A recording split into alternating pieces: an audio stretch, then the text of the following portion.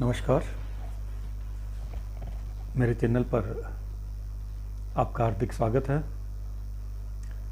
समय समय पर YouTube प्लेटफॉर्म पे मैं आपके लिए वीडियो लेकर आता रहा हूँ और आपका जो सहयोग और समर्थन मुझे मिला उसके प्रति मैं आपका हार्दिक आभारी हूँ। आज का विषय, जैसा कि आप जानते हैं, कोविड-19 की दूसरी लहर कमज़ोर पड़ने के साथ ही लगभग उन सभी घरों में जहां लड़के लड़की सयाने हैं उनके संबंध की चर्चा जोरों पर है। और जब भी किसी के संबंध की बात आती है तो सबसे पहले ध्यान जाता है हमारा लड़के या लड़की के बायोडाटा पे। बायोडाटा में लड़की या लड़के की काफ़ी जानकारी हमें हासिल हो जाती है, पर बायोडाटा वो पिक्चर है जो फोटोग्राफर द्वारा हमें स्माइल प्लीज करके ली जाती है। यानी कि कहने का मतलब यह है कि बायोडाटा कुछ इस तरीके से बनाया जाता है कि वो अत्यधिक प्रभावशाली हो। अब बायोडाटा के माध्यम से काफ़ी कुछ समस्याओं का समाधान हो जाता है। इस बात का पता चल जाता है कि ये बायोडाटा हमारे लिए उचित है या नहीं। इसका मतलब ये नहीं है कि यदि आपके लिए उचित नहीं है तो किसी दूसरे के लिए उचित नहीं है। सबका अपना अपना एक फ्रेम होता है और उसी फ्रेम के हिसाब से वो बायोडाटा की जांच करते हैं। अब बारी आती है बायोडाटा के बाद स्क्रीनिंग। स्क्रीनिंग से मेरा आशय है कि कुछ अंदर की जानकारियां और एकत्रित करने की। बच्चा कैसा है या बच्ची कैसी है, उसकी विचारधारा क्या है, कैसा लाइफ का स्टाइल वो चाहता है, इन सब बातों की जानकारी हासिल करने के लिए हमें स्क्रीनिंग की ज़रूरत होती है। अब स्क्रीनिंग कैसे की जाती है? आजकल लगभग सभी युवा सोशल प्लेटफॉर्म पे काफ़ी एक्टिव नज़र आते हैं। सोशल प्लेटफॉर्म से मेरा मतलब है फेसबुक है, इंस्टाग्राम है, यूट्यूब है, ट्विटर है। ऐसे ऐसे अनेक प्लेटफॉर्म है जिस पर आजकल के युवा एक्टिव है और वो जिस टाइप की एक्टिविटीज़ इन प्लेटफॉर्म्स पर करते हैं उससे इस बात का अंदाज़ लग जाता है कि बच्चे की सोच क्या है, बच्चे की विचारधारा क्या है। अब इसी के साथ ही और भी कई चीज़ों की स्क्रीनिंग की ज़रूरत होती है। केवल विचारधारा से ही काम नहीं चलता, तो और भी अनेक जानकारियाँ जुटाई जानी होती है जो विभिन्न विभिन्न तरीक़ों से जुटाई जा सकती है, जिसका वर्णन मैं यहाँ बहुत अधिक नहीं करूँगा क्योंकि ये tips and tricks her case में अलग अलग होंगे। इसलिए अपन ये सोचें कि कोई भी ट्रिक या तरीका हर जगह कारगर होगा, ये संभव नहीं है। अब स्क्रीनिंग कर लेने के बाद अगला स्टेप लिया जाता है लड़के और लड़की का साक्षात्कार, आपस में उनका मिलन, वो एक दूसरे को समझ पाए। इसके लिए लड़का लड़की को देखता है, लड़की लड़के को देखती है। अब यहाँ प्रश्न ये उठता है कि आधे घंटे, 1 घंटे, 2 घंटे की मुलाकात में जीवन भर के पार्टनर का फैसला कैसे किया जाए? बिल्कुल सही है, बड़ा टिपिकल समय होता है ये, और कुछ चंद बातों के आदान प्रदान के साथ ही हमें इस बात का निर्णय करना होता है कि ये कैंडिडेट हमारे लिए फिट है या नहीं है। अब इस मीटिंग के दौरान बहुत अधिक सीमा में तो हम नहीं बांध सकते कि ये प्रश्न पूछे जाए, ये किए जाए, मगर कुछ टिप्स ऐसे हैं जो हर जगह लागू होते हैं। सबसे पहला टिप मेरा यह है कि जब भी मुलाकात हो और बातचीत का प्रसंग चले तो हमारा आई कांटेक्ट बराबर होना चाहिए। जिससे हम बात कर रहे हैं उसके साथ आई कांटेक्ट हो, क्योंकि मेरा यह मानना है कि यदि किसी का दिल और दिमाग अलग अलग तरीके से काम कर रहा है तो उसका चेहरा और आंखें हमें ये बता देती है कि कहीं ना कहीं जो बोला जा रहा है और जो सोचा जा रहा है उसमें कुछ न कुछ फ़र्क है।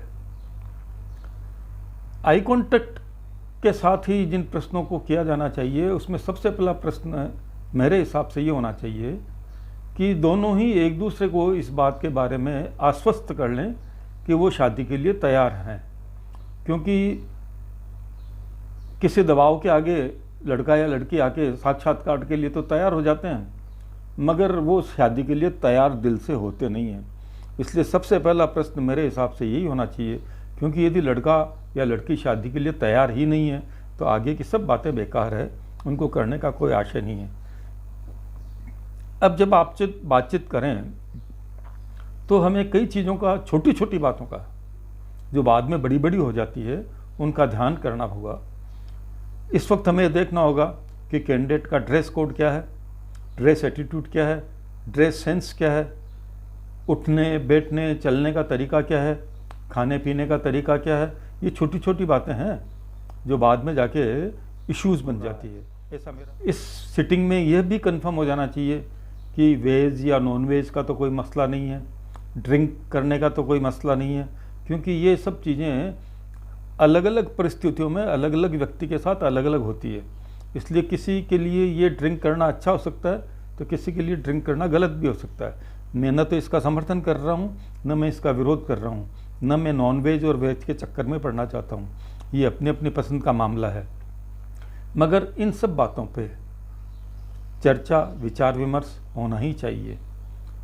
और एक बात पुनः मैं इस बात को जोर दूंगा कि हमारा आई कांटेक्ट बराबर बना रहना चाहिए।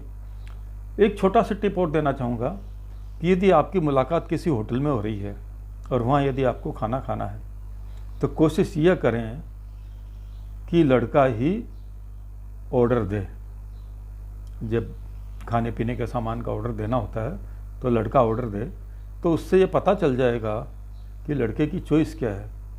और लड़का यदि आपको पूछता ही नहीं है या लड़की आपको पूछती नहीं है और अपने आप से ही सारा ऑर्डर दे देती है, तो इससे उसके मिजाज का पता चल जाता है। और मेन्यू में क्या चीज़ का ऑर्डर दिया जा रहा है, इसका सिलेक्शन कैसे किया जा रहा है, इससे भी लड़के की विचारधारा या लड़की की विचारधारा का पता चलता है। उसका खाने का सेंस कैसा है, उसका खाने का टेस्ट कैसा है, किस तरह की चीज़ें वो खाना पसंद करते हैं या करती है। तो ये सब छोटी छोटी बातें हैं और किसी भी फ्रेम में बांध पाना इस बात को मुझे बड़ा मुश्किल सा लगता है। मगर हाँ, कुछ और भी बातें हैं, जैसे लड़के या लड़की के घर में व्हीकल्स क्या क्या हैं, किस मॉडल के हैं, यदि कार है तो टॉप मॉडल की है या मिडिल मॉडल की है। तो इन सब बातों से लड़के का या लड़की के स्टेटस का हमें पता चलता है। तो ये छोटी छोटी बातें हैं। जब लड़का और लड़की की सीटिंग हो, बातचीत हो, तो इन सब बातों को पहले देख लेना चाहिए। फिर भी मैं आपसे ये कहना चाहूँगा कि इस मुलाकात में सब कुछ संपूर्ण जानकारी हासिल कर लेना बहुत अधिक संभव नहीं होता है। कुछ मुद्दे छोटे, कुछ मुद्दे बड़े, उन पर भी चर्चा तो हो जाती है, मगर जब साथ रहते हैं, हनीमून पीरियड ख़त्म होने को होता है तो कुछ ऐसे इश्यूज सामने आने लगते हैं जिनमें इरिटेशन होता है। तो मेरा यहाँ यह सुझाव रहेगा, कई लोग ये कहेंगे यदि आपको ऐसा लगता है सगाई और शादी के बीच में यदि कोई समय हो तो बहुत अधिक बातें करें, और आपको ऐसा लगता है कि यहाँ कुछ इश्यूज है तो संबंध तोड़ने में कोई बुराई नहीं है। मगर मेरी सलाह ऐसी नहीं रहेगी। कभी भी कोई भी कार्य 100% नहीं हो सकता। न कोई लड़का न कोई लड़की कभी 100% नहीं होगी। मेरा तो यहाँ तक मानना है कि आजकल इस पढ़े लिखे ज़माने में जहाँ लड़के और लड़की दोनों ही जॉब करने की स्थिति में होते हैं, इस बात पे मुझे एक बात और याद आई कि आगे लड़की जॉब करेगी इस बारे में भी लड़के से पहले जानकारी ले लेनी चाहिए कि क्या उसे केवल हाउसवाइफ ही चाहिए, उसे जॉब करना पसंद होगा या नहीं होगा, क्योंकि बाद में जाके इश्यूज बन जाते हैं। तो इन छोटी छोटी टिप्स को यदि हम फॉलो करें तो आगे का आजीवन हमारा निर्बाध रूप से सही तरीके से चलता रहेगा। इश्यूज देखिए फिर भी रहेंगे, कभी इश्यूज समाप्त होती नहीं है। तो मैं ये कहता हूँ मेरी चीज़ें कंटिन्यूस प्रोसेस ऑफ एडजस्टमेंट्स। हमें ज़िंदगी में कई तरह के समझौते करने होते हैं और छोटी छोटी बातों पे जैसा कि हम आजकल देखते हैं तलाक के केस बहुत ज़्यादा हो रहे हैं। यदि ऐसा होता है तो ये बड़ा गलत है। छोटे छोटे इश्यूज़ पे हमें समझौता करना ही चाहिए। हर जगह अपना ईगो नहीं होना चाहिए। कल मैं एक वीडियो देख रहा था जो एक अचानक से तलाकशुदा पति पत्नी आपस में किसी होटल के बाहर मिलते हैं, दोनों ही एक दूसरे को फिर से चाहने लगते हैं, मगर एक ईगो बीच में आ जाता है कि पहले कौन कहे कि I want to live together with you. और ऐसी स्थितियाँ ऐसे नहीं अनेक जगह होती है।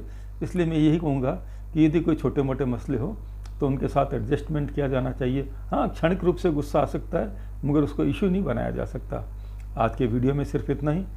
कैसा लगा आपको मेरा ये वीडियो? यदि अच्छा लगा तो लाइक करें, अच्छा नहीं लगा तो डिसलाइक करें, उसमें कोई बुरा मानने वाली बात नहीं है, क्योंकि इससे हमें आगे हमारा वीडियो कैसा है इस पे काम करने का मौका मिलता है। धन्यवाद।